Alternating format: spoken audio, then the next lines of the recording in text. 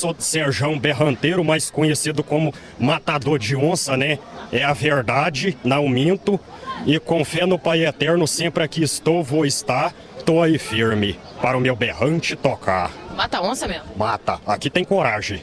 É tanto que até não devemos falar isso não, devido a algum guarda do meio ambiente, as autoridades do IBAMA. É ruim a gente falar isso, deixa-se uma má impressão, né? Mas coragem tem e depois que aconteceu, né?